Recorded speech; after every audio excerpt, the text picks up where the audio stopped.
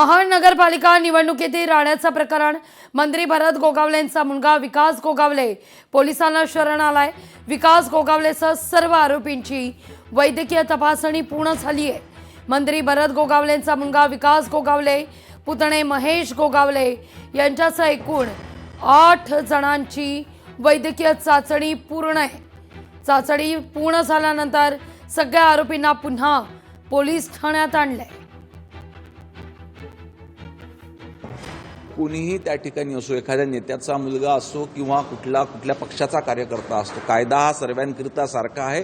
कायदा आपल्या बाजूने त्या ठिकाणी काम करेल आणि संबंधित व्यक्ती ज्या कुठल्या याच्यामध्ये गुन्हेगार असेल त्यांच्यावर कारवाई करेल। तो पोलिसांना शरण आल्यानंतर पोलीस त्याला पकडू शकले नाही, याच्यावर खरं तर न्यायालयाची नाराजी आहे। नाही, पोलीस त्या ठिकाणी शोध घेतच होते, परंतु हे चांगलं की त्यांनी स्वतःहून त्या ठिकाणी शरणागती स्वीकारली। विकास गोगावले पोलीस ठाण्यात शरण आल्याची न्यायालयात माहिती आहे।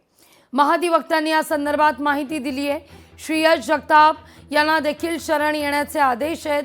गोगावले गटाकडून सर्वजण शरण आलेले आहेत। जगताप गटातील सर्वांना शरण येण्याचे आता निर्देश आहेत।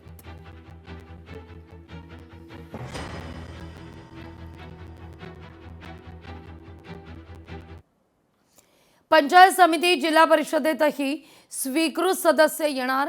मंत्री चंद्रशेखर बावनकुळे यांचं मुख्यमंत्र्यांना पत्र आहे। जिल्हा परिषदेत 10 सदस्यांमागे 1 स्वीकृत सदस्य अशी भूमिका घेण्यात येते। तर महानगरपालिका नगरपालिकेत स्वीकृत सदस्य आहेत, त्याचप्रमाणे जिल्हा परिषदेमध्ये सुद्धा स्वीकृत सदस्य असले पाहिजे। पंचायत समितीमध्ये स्वीकृत सदस्य असले पाहिजे, कोऑप मेंबर असले पाहिजे। याकरताचा शासनाचा मी जी मागणी केली होती ती मागणी माननीय मुख्यमंत्र्यांनी सकारात्मक पद्धतीने त्या मागणीला मदत करण्याचं सांगितलेलं आहे। मला वाटतं हा कायदा लवकरच मंत्रिमंडळाकडे आणि येणाऱ्या सभागृहात येईल अशी मला अपेक्षा आहे, पण हे तातडीनं करण्याची गरज आहे।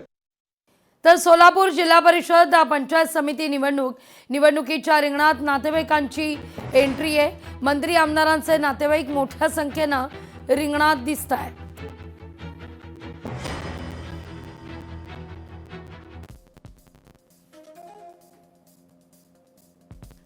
फोणशिरस झेडपी अर्जुन सिंग मोहिते पाटील,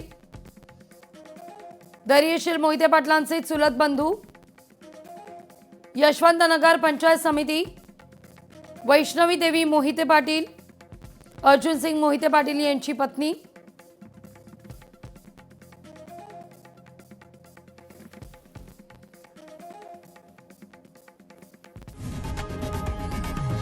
लोकशाही मराठी ऐका, पहा, जागरूक रहा।